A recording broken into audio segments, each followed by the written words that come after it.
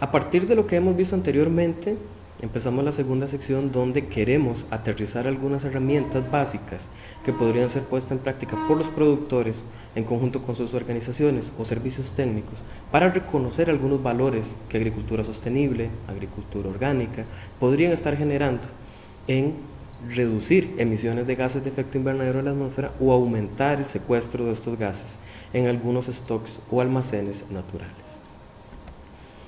¿Dónde tenemos que prestar atención? Principalmente en el campo, en lo que tenemos alrededor.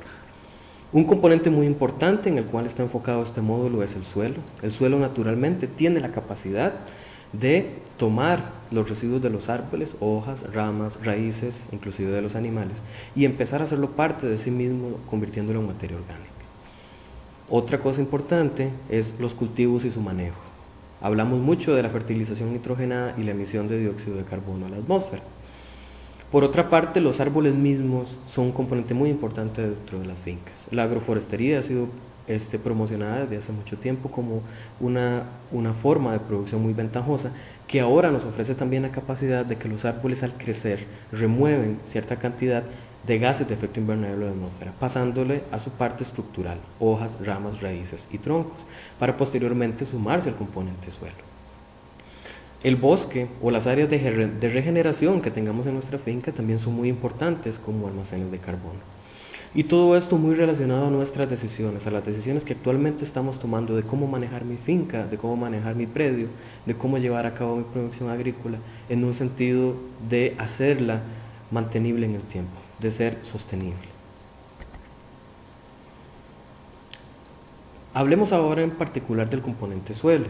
El carbono en el suelo posiblemente podría estar siendo aumentado por la aportación de materiales orgánicos. Hablamos aquí de abonos, de lombricompost, de bocachis, de ciertas coberturas como la mucuna, de residuos de cosecha, por ejemplo los que quedan del frijol, los que quedan del arroz, los que quedan de podas de frutales.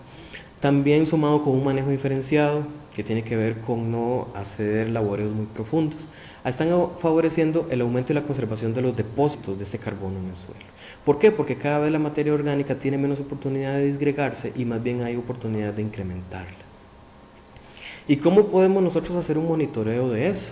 Podría parecer muy complicado, pero nosotros podemos partir de una herramienta muy básica que muchas veces no le prestamos suficiente importancia, que tiene que ver con el análisis del suelo.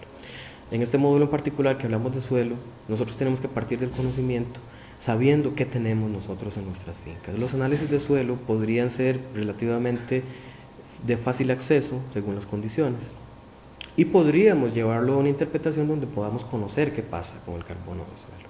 Si nosotros tenemos un área representativa, si conocemos cuál es la profundidad en donde nosotros vemos que hay actividad de raíces, que es la profundidad efectiva del suelo. Conocemos la densidad del suelo. ¿Qué es la densidad del suelo? La densidad del suelo básicamente es el peso por el volumen. ¿Cuánto pesa un terroncito? ¿Cuánto de ese terroncito es tierra? ¿Cuánto es espacio poroso? ¿Cuántos son raíces? Y lógicamente el contenido de materia orgánica. Con esos cálculos nosotros podríamos tener una idea de, por ejemplo, cuánto pesa nuestro suelo y cuánto porcentaje del peso de ese suelo es materia orgánica y correspondientemente carbono orgánico. Y nosotros tener una idea muy clara de cuánto de este gas dióxido de carbono estamos más bien cuidando en nuestras fincas que no se libere y cómo más bien partimos de esa base para irlo incrementando con las prácticas que hablábamos anteriormente. Deposición de materiales orgánicos, abonos, uso de coberturas verdes, reciclaje de los residuos de cosecha. Básicamente partimos de prácticas como estas, de estar aprovechando lo que antiguamente conocíamos como residuos en la fabricación de abonos, tal vez con otras materias primas. Por ejemplo, es un campo de abonos que parte de broza de café. Llevar estos materiales hasta nuestra finca, hacer un esfuerzo por ello, hacer una aplicación, ver la utilidad que tiene para lograr un cambio como este. Lograr esas capas oscuras, esas capas que a nosotros nos representan un suelo vivo, un suelo rico en materia orgánica y que ahora también lo entendemos como un suelo rico en carbono, de un carbono que está almacenado en el suelo y no está en la atmósfera, creando un efecto de calentamiento. Otro aspecto importante en donde la agricultura puede aportar es en eficiencia en el uso de la energía. La energía no es solamente la energía que a nosotros nos llega por un cable eléctrico a la casa o que consumimos como un combustible. en algún vehículo o en algún motor. La energía está manifestada en toda la capacidad de hacer un trabajo. El que nosotros nos levantemos temprano, hacer alguna práctica en la finca, de chapia, de remover malezas, de cosechar, es energía que estamos metiendo al sistema. Nosotros hemos visto cómo tradicionalmente dependemos de muchos insumos que vienen desde fábricas, que son transportadas hasta los lugares donde nosotros vivimos, de ahí son llevados a nuestra finca y deben ser aplicados. Ese proceso, desde la fabricación hasta el uso de un insumo, consume energía y consecuentemente emite gases de efecto invernadero. ¿Por qué? Porque lo mueve un vehículo, porque vino en un barco hasta nuestro país, porque tuvo que ser reempacado. Pero por el contrario, algunas prácticas de agricultura sostenible, orgánica, intentan aprovechar los recursos locales, sin depender de esos recursos externos, maximizando el uso de la energía. ¿Qué quiere decir maximizar el uso de la energía? Producir cierta cantidad de alimentos, demandando cada vez menos combustible, electricidad o insumos, y haciéndolos desde los recursos que tenemos en nuestras fincas.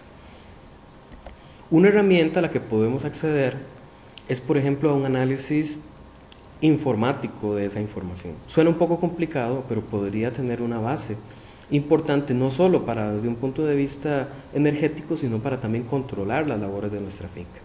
Particularmente el proyecto Cambio 2 de SEDECO, que ahí pueden ver la página web en donde pueden acceder a este software, ofrece la posibilidad de registrar las labores de las fincas y registrar las demandas en insumos, y al final balancearlos en términos de qué está produciendo, de qué calidad lo está produciendo y en qué cantidad lo está produciendo, para lograr tener un balance de cuánta energía entra y cuánta energía sale del sistema. Otro componente al que le dimos bastante importancia desde el principio fue el componente árboles. Conversábamos que tienen la capacidad de en su proceso de crecimiento remover dióxido de carbono de la atmósfera y hacerlo parte de ellos mismos, hojas, raíces, troncos. En este apartado es muy importante incluir no solo lo que es evidente, como los grandes árboles, sino también las propias plantas con las que nosotros trabajamos, los arbustos. Por ejemplo, podría ser el cacao, podría ser el café, podría ser la macadamia o cualquier otro cultivo, inclusive la vegetación acompañante, que le llamamos malezas, pero a veces tienen un efecto bien positivo en nuestro sistema de producción, y la hojarasca misma. Todos estos componentes son derivados de materia orgánica o biomasa, que le llaman. La biomasa hace referencia a la materia viva que contienen carbono. Esta estimación pareciera un poco difícil, porque nosotros lo que tenemos que preguntarnos es cuánto pesa un árbol, o cuánto pesa un árbol de café, o cuánto pesa un arbusto de cacao. Hay un método que se llama alometría. ¿Qué es un método de cálculo? Que con algunas variables, como por ejemplo el grueso, la altura, la cantidad de ramas, la ubicación de un árbol o un arbusto, se puede calcular su peso y se puede determinar cuánto de ese peso es carbono que ha removido de la atmósfera y lo ha pasado a ser parte de su estructura. Algunos ejemplos: en Costa Rica en el año 2000 hubo una investigación en donde con únicamente la altura de una planta de café y algunos valores constantes se puede determinar cuánto es esa masa viva de café.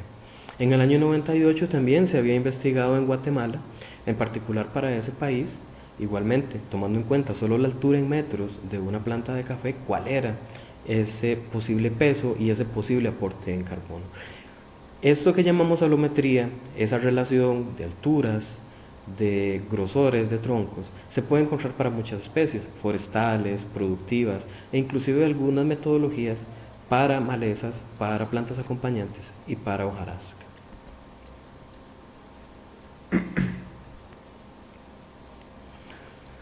Después de todo